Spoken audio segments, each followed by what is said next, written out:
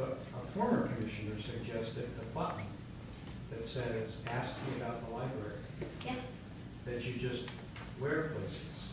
We did that for referendum, remember? Right, but just ask me about the library. And,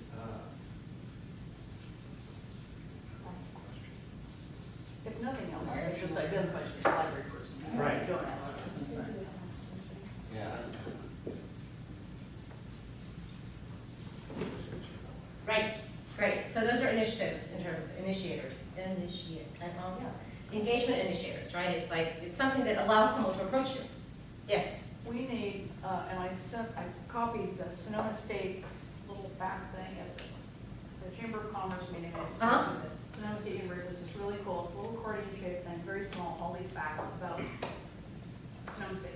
And it's a really nice material thing that we can all have universally, even the foundation can use it, but just facts and figures about the letter with some pretty. you know, and that might be something that's coming out of, hopefully, is coming out of the toolkit that's being created for the community engagement work that Lou Edwards has done. So we should check into that and see, are there pieces of collateral that we're gonna actually have printed and can take with us to, right? And those are things maybe that you can give? Pardon? It is one simple thing. Right, is there one thing that we can get printed, so that I've always got it with me, so that anytime I'm somewhere I can, and then it's one message, right? But this was back actually to Linda's thing about communication. Some of these things may be happening, but we don't know about. Right, So, Right. and it could be on the back of the card, could be, if it were short enough. if it, yeah. Okay, are there other tools that you can think of? Right, collateral, I'm talking about marketing, I'm talking about, did you know, I'm talking about how to get involved. Right? Other tools? Yeah, but you're really right about the one, finding things that are people are doing right or things that are going wrong. That's like a 90% win. So, what's his name? Heath Brothers? In Switch, talks about the bright spots. So rather than a change initiative, which is just like, upending everything and changing everything, find the stuff that works, and replicate it, right? Make it, it's like the easy way to. Yes? we've had this conversation in various places about digital bulletin boards. Yeah. And the Friends could possibly buy these things for the branches. And we put up things like this, the things that work, the picture of the kid reading to the dog, the, blah, blah, blah. And just within our branches have some advocacy going, because people tend to come to the library, go to buy their own book. and go. Great idea. Great idea. And if anybody wants to see one of those, over there at Stone State, the coffee shop, Uh-huh. there's two of them there. Nice. And there's some in the library. Right, and one has like a fixed thing of a schedule, and the other one has lots of different rotating material. Nice. Yeah. Can you think of a commission Facebook page? Do we have a commission Facebook page? Not for commission, I think there's branches and there's the system, but that's a good idea. So one of the things that you might want to do is you might want to decide whether you're going to create your own social media presence or you're going to be a part of the library's social media presence. And that may be a conversation that you have with Brett, because there might be pros and cons to either one of those things. But to have one is great. However it happens, that's great. Okay? Other tools that you think that you need? We can come back to this. Library advocacy, building capacity in these ways, engaging in these ways, Speakers Bureau, library events with your appointing bodies, with Foundation and FLLs, civic and community events, having business cards, and maybe some of these other tools to help you think multi-generationally. That is huge, because and if you don't know how to do it, find somebody that will help you.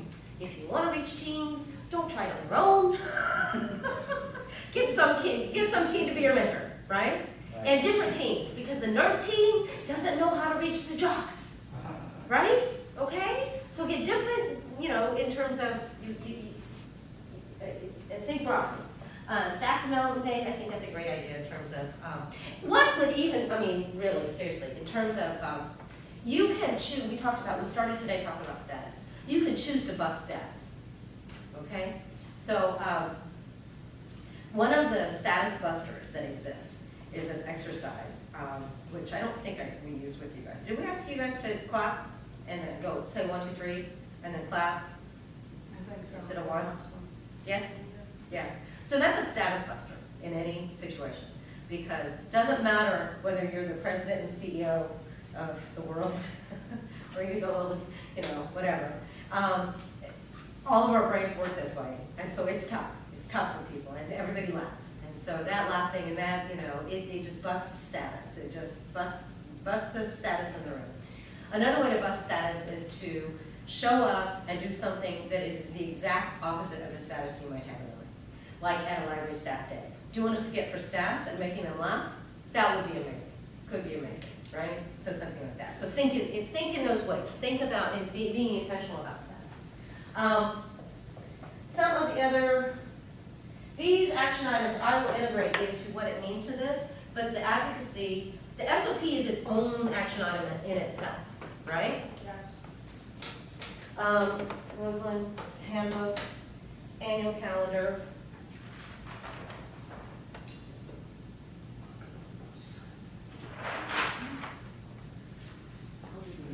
So actually, there are 3 buckets of stuff. The SOP is one bucket, and it has a lot. The advocacy piece is a whole other bucket, and then there's some tools that is supportive in terms of things that might want to happen to make this easier for you. Yes? Linda just muttered something in my ear that helps me think about something. She didn't even know she was. Yes, I did. Okay. She said, I will do the annual calendar. Yeah. And, what I'm thinking is, yeah, you did. What I'm thinking about is if each of us can see this and think, that's a basket I want to carry. Yeah.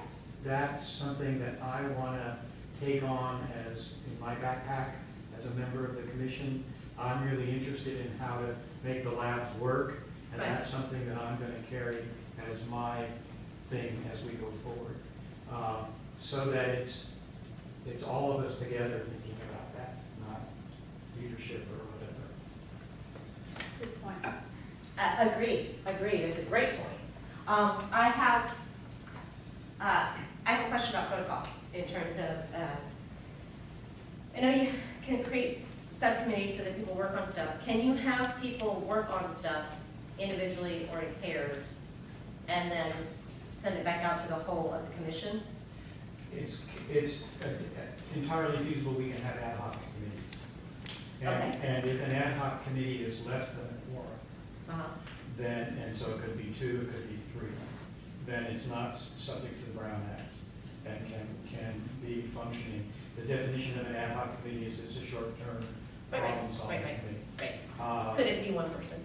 It could be, I imagine.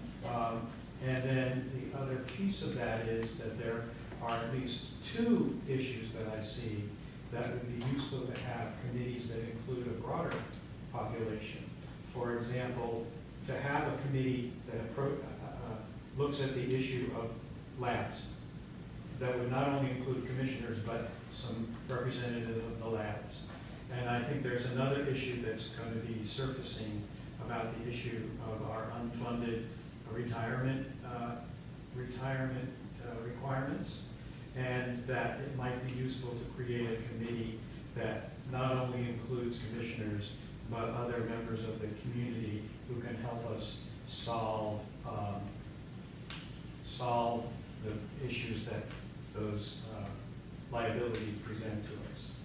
And apparently there's a model that worked that the county used to do that, similar kind of thing. Okay, so this is on the horizon. It's on the horizon. Okay, and so you're trying to get ahead of it. Trying to. Trying to get ahead of it. The first time, yeah. And then the first thing was, there was an assumption that you would have a group to come together with maybe some representation from labs, Yeah, right? So I'd like you to consider this. I want you as a group to be able to speak with one voice before you approach your labs to talk about this discussion and engage them in conversations about how to create strength in both Right. entities. Right. So I'd like you to think about doing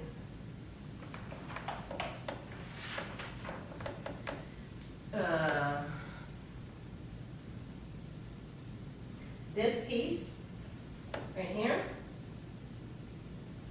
which is Creating create a handbook. It's not just for labs, it's really, it's for the commission, right?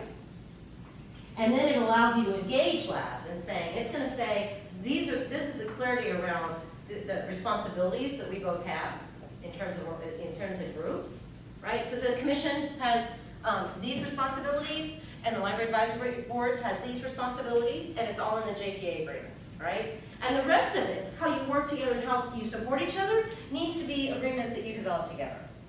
So I think the best way to say is to show that you've got a document here that each of you go to your lab with, and you say, we had a workshop, and we were really trying to get some clarity around, how our different entities are interrelated, the labs, the commission, and the Friends, and the foundation. And we're both the governing body, the governing and governmental bodies, right? And so I think it's great to lay out, this is the stuff that is the responsibility. And then over here, we had the role. And we tried to identify what our kind of role was to deliver our responsibility. And can you help us understand how you see your role, right? So that would be the way that you could start the conversation. And then you come back and forth it and say, oh, okay, well, we could support you on that, or we need information from you on this. And then you can start to create that circle in terms of, and then you come back together as a group. I think that would be powerful. If each of one of you is going to your lab and having a conversation with a small group or the whole lab, after we get the. after you've got the tool that you need to have that conversation, right? And then you come back together as a group here in another workshop, or it becomes something that happens in a commission meeting, because you might only have this idea that you're just knitting together all of this stuff, and it makes sense, I think that would be a great way to approach it. Did you hear that, guys? That's at least 2 more committees to sit Why is it 2? One for the unfunded retirement. So don't you already have a finance committee? Yeah, Yes. I see that as a subcommittee of the finance committee, and it could take people from the outside to help with. Okay, Okay, can we just, finance, right? I didn't say that. Well, all right, you're not gonna have to take care of it yourself. No, no, I'm That's just- right. Yeah, yeah. And then, don't worry about this yet, okay, the tools. Where was the other one? The other Around one creating is, the SOP? Right, I do think there is an ad hoc around the SOP. yes, and I have a plan that we'll meet on that day, whoever's on that committee will meet on that day when we get started. Okay, and then a quorum is 6. 5, So less than a quorum is 5. Yeah. So you've got 5 people, right? Yeah. Okay, so what I'd like to suggest is that I'm going to give you each a marker. And you are going to come up here and you're going to put your initials by anything that you're interested in, all right? Oh, cool. You're going to put your initials by, do any of you have the same initials? Does anybody have the same initials? I don't think so. We have 2 Pauls, but one's Paul. They have different initials. We all have different first names except for Paul's. That's what I just said. Yours is D.E. Never heard of it.